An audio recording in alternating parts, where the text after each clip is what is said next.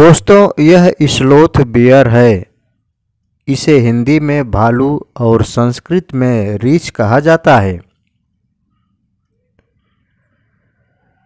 भालू भारतीय जनमानस में बहुत ही गहरे से जुड़ा हुआ है और इसकी गहराई से जुड़ने का जो सबसे प्रमुख कारण है वह है रामायण जैसे विश्व प्रसिद्ध महाकाव्य में भगवान राम के सहायक के रूप में जामवंत का होना, जो रीछ या भालू जाति से ही आते थे। स्लॉथ बियर रीछ या भालू भारतीय उपमहाद्वीप में मिलने वाला एक खूबसूरत वन्य प्राणी है। इसका वैज्ञानिक नाम मेलर्सस अर्सिनस है।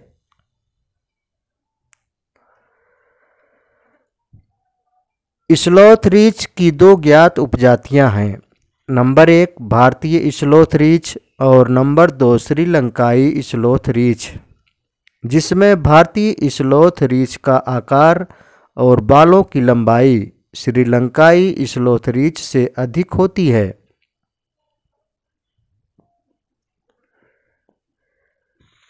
भालू संस्कृत शब्द भल्लूकः का तद्भव रूप है।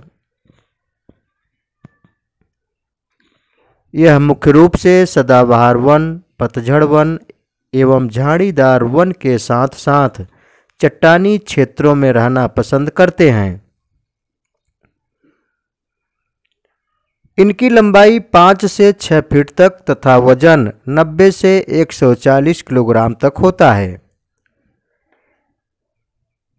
इसके पूरे शरीर पर, जैसा कि दिख रहा है, गहरा काला झबरा बड़ा बाल होता है।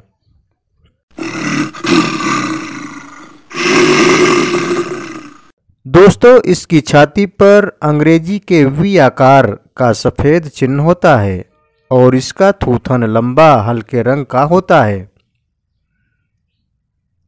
इसके पंजे घुमावदार होते हैं और यह जब चलता है तो इसके पदचिन्ह बिल्कुल मानवों के पदचिन्ह के समान होता है।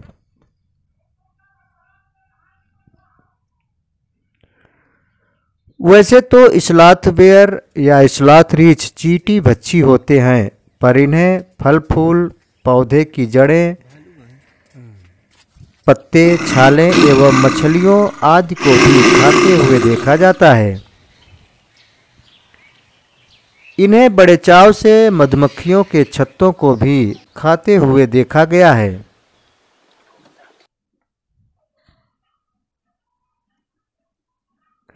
कुल मिलाके ये सर्वभक्षी प्राणी की श्रेणी में आते हैं।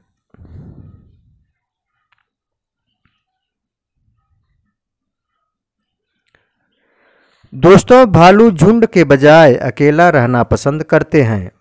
केवल बच्चे जनने के लिए नर और मादा भालू साथ साथ रहते हैं और फिर अलग हो जाते हैं।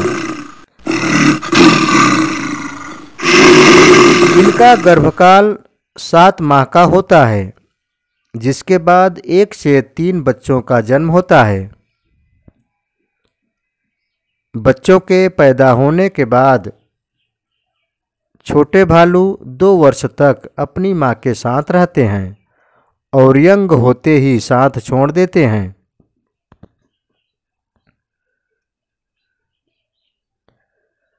भालू की सूंघने की शक्ति काफ़ी तीव्र होती है और ये दिन के समय सक्रिय रहते हैं।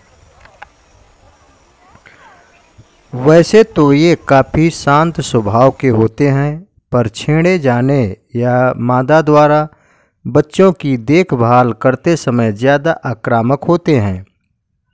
ऐसे में यह मनुष्य तो दूर शेर से भी लड़ जाते हैं। भारी भरकम शरीर के बावजूद ये तेजी से दौड़ सकते हैं, पानी में तैर सकते हैं और वृक्षों पर चढ़ सकते हैं। वर्तमान में इनकी संख्या में भारी कमी आई है। अब ये जंगलों में कम, सिर्फ चिड़ियाघरों में देखे जाते हैं, जो काफ़ी चिंतनीय व शर्मनाक है। नमस्कार।